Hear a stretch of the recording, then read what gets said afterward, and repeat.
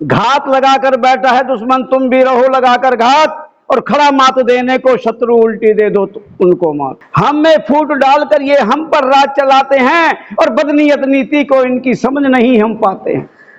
छुरा घोप चंगुल में मारे हमसे ही चलवाते हैं, और गुप्त चाल चलता है शत्रु गुप्त, चलो तुम भी सब चाल, और घात लगाकर बैठा है दुश्मन, तुम भी रहो लगाकर घात। इधर उधर की बात ना करते, सीधे मुद्दे पे आता हूँ। समाज का एक जटिल मुद्दा है ना, आप सबको थोड़ी बहुत जानकारी भी होगी।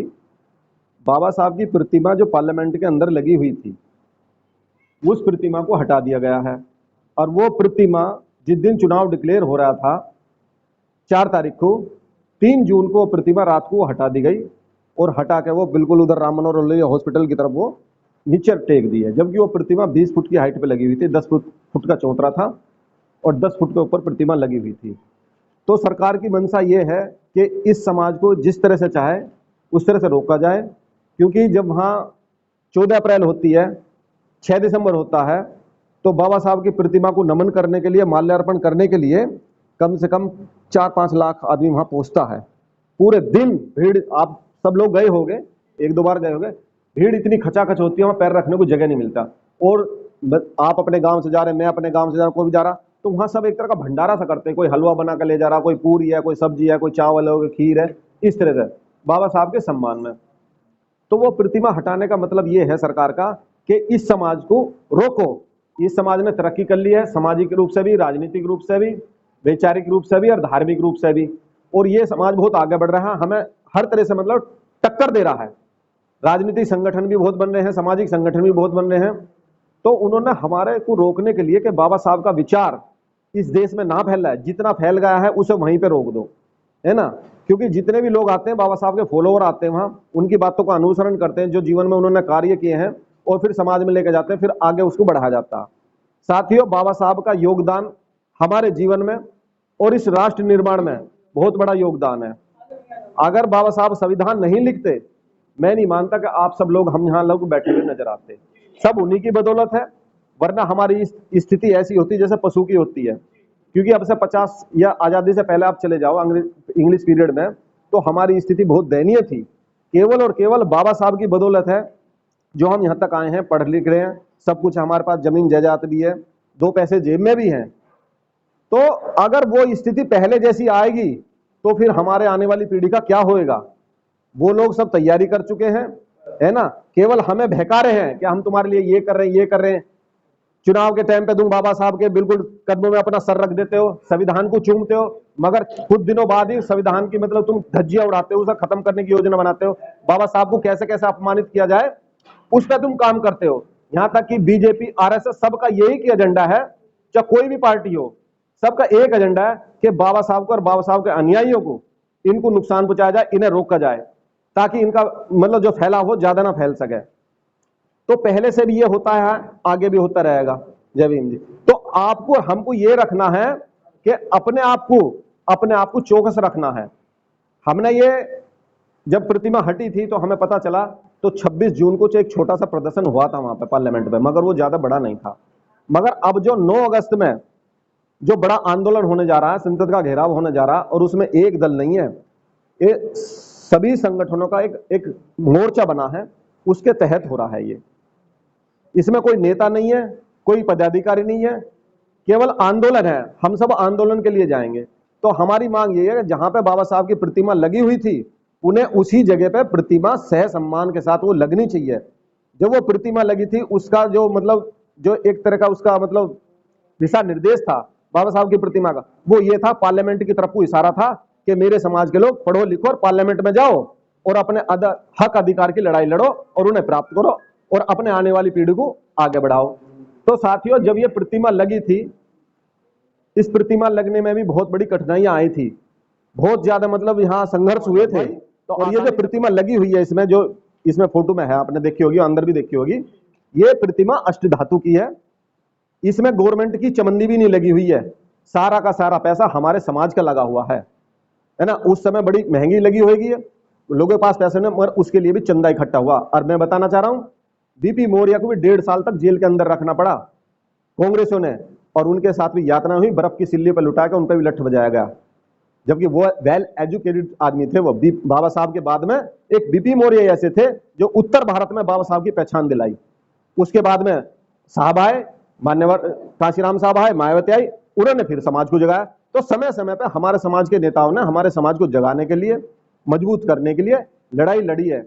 अब ये हमारी लड़ाई हमारे कंधों पे है, क्योंकि बाबा साहब की प्रतिमा हट चुकी है और भी बहुत सारी समस्या सरकार के माध्यम से धीरे धीरे आएंगी। जैसे अभी सुप्रीम कोर्ट का एक मामला आया है, वो सब आपके संज्ञान में होगा।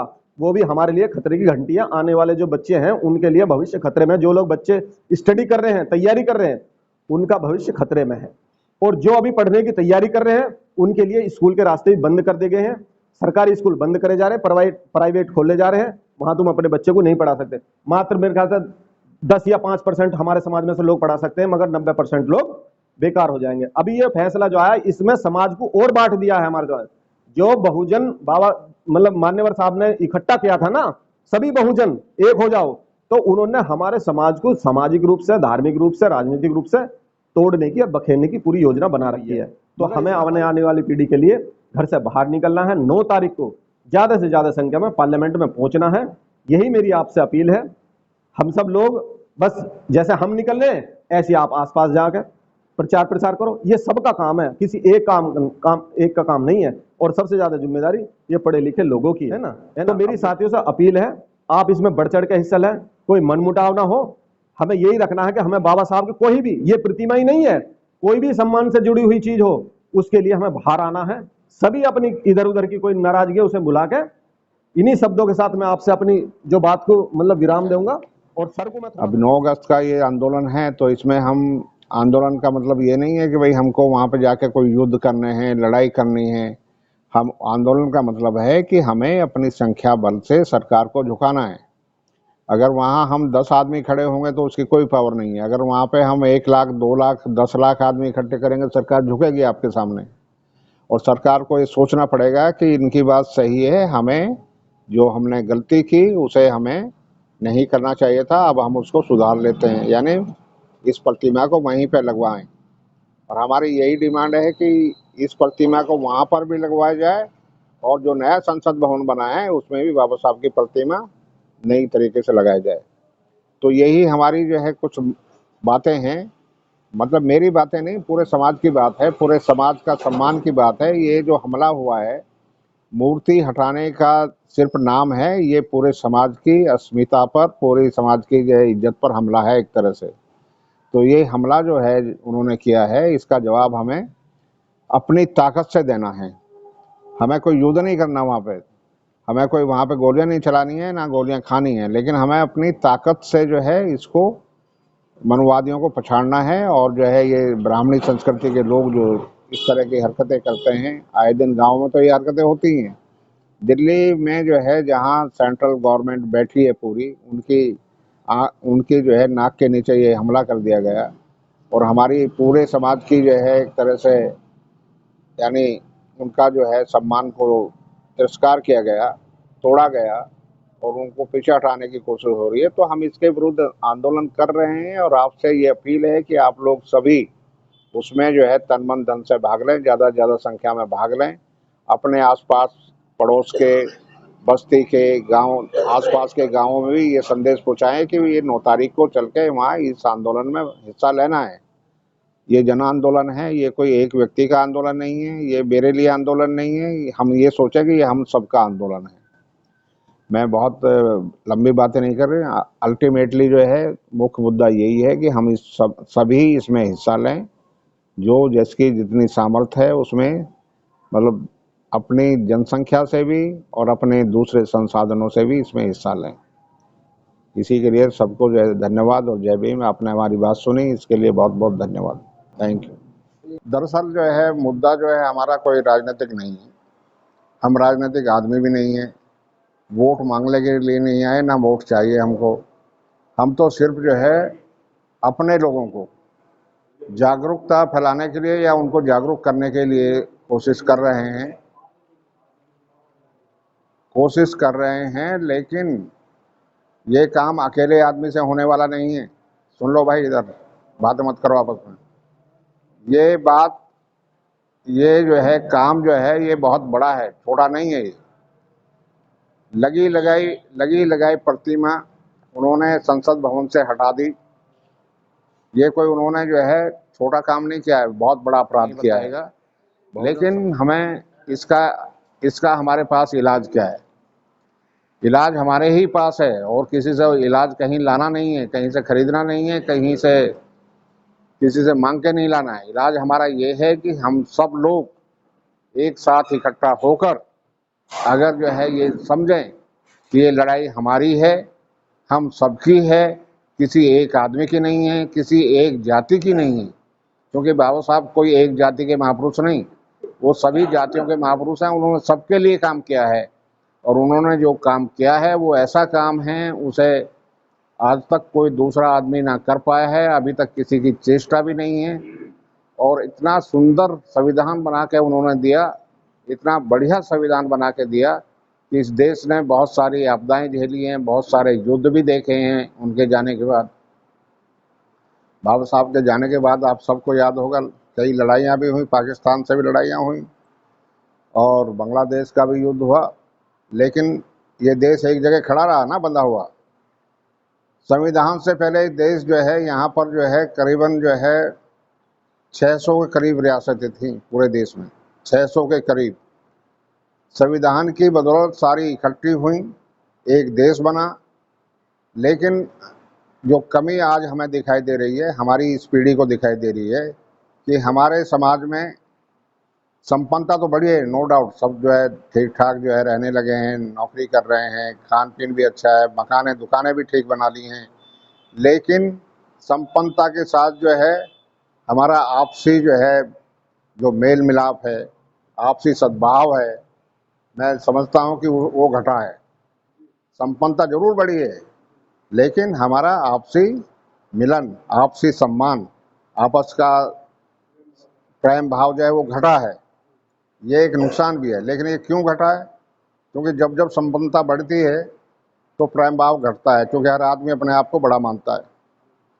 यानी साइकोलॉजिकली जो है, जो हम सब लोग मनोवैज्ञानिक रूप में अपने आप को बड़ा मानते हैं। मैं उससे बड़ा हूँ, मैं उससे बात क्यों करूँ, उसके घर क्यों जाऊँ, उसे क्यों पूछूँ, उसको अपने आप पास क्यों बुलाऊँ।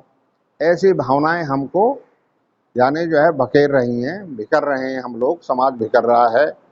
पहले चार यानी पूरे गांव के लोग, पूरे मोहल्ले के लोग शाम को इकट्ठा बैठ के हुक्का पीते थे। पूरे शहर की, पूरे गांव की, पूरी बस्ती की चर्चा वहाँ पर होती थी। कौन आदमी बीमार है, कौन आदमी आज यहाँ नहीं है, कौन कहाँ गया है, किसके यहाँ कौन मेहमान आया है, सबको पता होता था ना। ये सबने देखा है ना, हम सब लोग गांव के ही हैं। गांव में ऐसा ही होता था और सबके सुख दुख की खबर होती थी।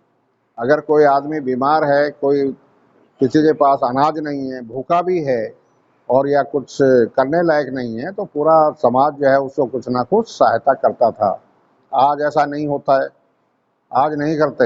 आज ये भावना कि यार अगर वो भूखा है, बीमार है तो रहने दो यार, मुझे क्या लेना देना। इस तरह की भावना जो है नुकसान कर रही है। इसको दोबारा से कैसे जीवित किया जाए, एक तो ये बड़ा मुद्दा है। आपस में हमारा प्रेम भाव कैसे बढ़े, एकता कैसे बढ़े, इसको जो है कैसे जो है वापस लाया जाए, ये भी मुद्दा है। और हमारी पीढ़ी और हमारे महापुरुषों का और आने वाली पीढ़ी का सम्मान और उसका जो है सम्मान और यानी उसकी तरक्की कैसे सुनिश्चित हो, इस पर विचार करना चाहिए हमको। आज समय वो नहीं रह गया। आज समय है कि ये समय कैसे और अच्छा बने और आने वाला समय हमारी आने वाली पीढ़ियों के लिए और कैसे बढ़िया मिले। मैं उन बातों को नहीं दोहरा रहा हूँ जो अभी जो है हरीश जी ने बता दी कि स्कूल प्राइवेट हैं, सरकारी स्कूल ख़त्म किए जा रहे हैं। इसके पीछे भी साजिश है ना। सरकारी स्कूलों में पढ़ के जो है सभी लोग, हम लोग नौकरी कर करके थोड़े संपन्न दिख रहे हैं, संपन्न हुए नहीं हैं। संपन्न इसलिए दिख रहे हैं कि ठीक ठाक 2 टाइम से रोटी खा रहे हैं, आराम से रह रहे हैं। बस ये जो है, ये तो जानवरों की सोच है ना। हम लोग जो हैं उनके मुकाबले में आज भी 10% भी नहीं है।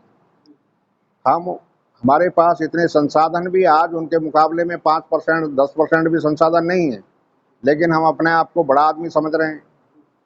ये हमारी भूल है। तो मैं तो ये चाहता हूँ कि भाई आप लोग सब इकट्ठा हों, इकट्ठे रह के ही काम करें। इकट्ठे रहने का मतलब नहीं होता कि हम हमेशा ही साथ बैठे रहें। इकट्ठा बैठना मतलब हमारी सामाजिक सोच एक हो, समाज के दुख दर्द में हम एक रहें। अगर कोई समाज के ऊपर कोई आपत्ति है, सामूहिक रूप से हम उसका मुकाबला करें। ये जो ये प्रतिमा हटाने का मुद्दा है, ये तो उन्होंने उनका षड्यंत्र है। वो जब ये संविधान लिखा जा रहा था, आप सबको पता है, बहुत सारे लोगों को पता है, वो जब से संविधान का विरोध कर रहे थे, बाबा साहब की बुराई कर रहे थे, बाबा साहब के विरुद्ध बहुत बड़े बड़े आंदोलन भी चल रहे थे। जब संविधान लागू होने वाला था, तब बाबा साहब के खिलाफ इनके पाखंडी लोग, जिनको आप भी और ये भी लोग जो संत कहते हैं, साधु कहते हैं, साधु नहीं, पाखंडी लोग जो है, भ्रष्टाचारी हैं, व्यभिचारी हैं, वो सारे लोग हैं, सारे ऐब हैं उनमें, लेकिन फिर भी हम उन्हें साधु संत कहते हैं। साधु संत नहीं है वो तो साले बड़े बड़े अपराधी हैं। वो लोग बाबा साहब के खिलाफ बड़े बड़े जो है आंदोलन कर रहे थे और रात दिन आंदोलन कर रहे थे। शायद आपने सुना हो, बहुत सारे लोगों ने सुना होगा, करपरात्री महाराज इनके एक पाखंडी हुआ करते थे, तो वो बड़े बड़े आंदोलन कर रहे थे बाबा साहब के खिलाफ। लेकिन बाबा साहब ने उनकी परवाह किए बगैर हमारे लिए ही नहीं, पूरे देश को, पूरी दुनिया को ऐसा संविधान दिया कि आज उनकी सब तारीफ करते हैं। और उनकी मूर्तियां जो हैं इसी देश में नहीं, इस देश में तो हम लोग भी लगा रहे हैं, गाँवों में लगा रहे हैं, शहरों में भी लगा रहे हैं, कस्बों में भी लगा रहे हैं। और जो है पूरे जो है अमेरिका, इंग्लैंड, फ्रांस, सब जगह लग रही है। चाइना ने 400 फीट की ऊंची उनकी प्रतिमा लगाई है। यानी वो क्यों लगा रहे हैं? वो यही सोच के लगा रहे हैं कि बाबा साहब का जो दर्शन था, जो सामाजिक दर्शन था, वो इतना ऊंचा था, वो मानव कल्याण के लिए था। और मानव कल्याण से बड़ी कोई चीज़ है नहीं। बुद्ध के बाद अगर किसी ने मानव कल्याण की बात की है, तो वो सिर्फ और सिर्फ बाबा साहब ने की है। और मानव कल्याण ही दुनिया में सबसे बड़ा कल्याण है। इसका श्रेय बाबा साहब को ही जाता है और किसी को भी नहीं जाता। तो हमारा कहना सिर्फ इतना है कि भाई एक रहो, मिल के रहो, अपने दुख दर्द में सब साथ रहकर उससे निपटो। और बाबा साहब की प्रतिमा लगाने के लिए जो आंदोलन है, उसमें आप जितने भी लोग आराम से यहाँ से जा सकते हैं, वो उसमें जाएं, उसमें भाग लें। क्योंकि ये प्रजातंत्र है। प्रजातंत्र, लोकतंत्र में आदमी जो है सिर्फ ये देखता है कि इनके साथ आदमी कितने हैं। अगर आपके साथ लाखों की भीड़ है तो उसका प्रेशर अलग होता है। अगर आपके साथ जो है एक दो आदमी खड़े हैं, उसका प्रेशर कुछ और होता है। तो हम लोगों का प्रयास ये है कि हमारे लोग, जब हम आप ये कहते हैं कि हम बहुजन समाज के लोग हैं, बहुजन समाज का मतलब है हम बहुसंख्यक हैं। हम इस देश की आबादी में बहुसंख्यक भी हैं, बहुसंख्यक हैं, लेकिन फिर भी हम शक्तिहीन हैं, शक्ति हमारे पास नहीं है। इसका कारण क्या है? इसका कारण यही जो हम अब जिक्र कर रहे हैं कि हम आपस में बटे हुए हैं, अपने जाति उपजातियों के नाम पे बटे हुए हैं, धर्म के नाम पे बटे हुए हैं। तो आप लोग सब सोचो कि ये सब जो है, जो सब चीज़ें हैं, ये क्यों हो रही हैं, इससे हमारा कितना नुकसान हो रहा है, हम क्यों बिखर रहे हैं, हमारी शक्ति क्यों कमज़ोर हो रही है। तो अपने आप जो है आंकलन करो। और बुद्ध ने भी कहा है कि दीप भवो, अपना दीपक स्वयं बनो। हम कोई उपदेश नहीं दे रहे हैं, हम उपदेशक भी नहीं हैं। हम तो सिर्फ जो है ये कह रहे हैं कि भैया बाबा साहब की प्रतिमा जो हटाई गई है, वो उसी स्थान पर, उतनी ही ऊंचाई पर, उसी रूप में वहीं पर स्थापित होनी चाहिए। हमें इससे कम कुछ भी मंजूर नहीं है। तो शायद इस बात से हमारे से सभी सहमत होंगे, या कोई है जो इस बात से सहमत नहीं है कि बाबा साहब की प्रतिमा वहीं लगे, उसी स्थान पर लगे, और जिन्होंने हटाया है उनको दंड भी मिले, उनको दंडित किया जाए। क्योंकि ये बड़ा अपराध है, ये बहुत बड़े समाज के साथ जो है एक तरह का षड्यंत्र है, छल है, कपट है, या ये उनको धोखा देने वाली बात है। और हम इन्हीं बातों को समझ के पूरे समाज को इकट्ठा रखें, वोट सब मिल के एक ही जगह दें, बिखर के वोट ना दें। क्योंकि हम बहुसंख्यक तो हैं, हमारी संख्या तो ज़्यादा है, लेकिन हमारी वोट भी बिखर जाती है, और बिखरने के कारण उसकी कोई शक्ति नहीं बन पाती। तो भाई लोगों, मैं तो इतना ही कहूँगा, कोई ये हम चुनावी मुद्दा नहीं है, ये हमारा एकता का प्रदर्शन है। सिर्फ एकता के प्रदर्शन को हम बड़ी मजबूती से करें, अपने पैरों से चलें। ये नहीं कि आपको यहाँ बस लेने आएगी, गाड़ी लेने आएगी। आप ठीक है, आप अगर यहाँ से कुछ चंदा करके बस करके जा सकते हैं तो उसके लिए कोई मनाही नहीं है। चुनावी रैली नहीं है ये आपके समाज का अपना ही काम है। तो इन्हीं शब्दों के साथ जो है, और क्योंकि नेता नहीं है, भाषण तो हम जानते नहीं हैं, तो इसलिए जो है इन्हीं बातों को ध्यान में रख के आगे बढ़ें।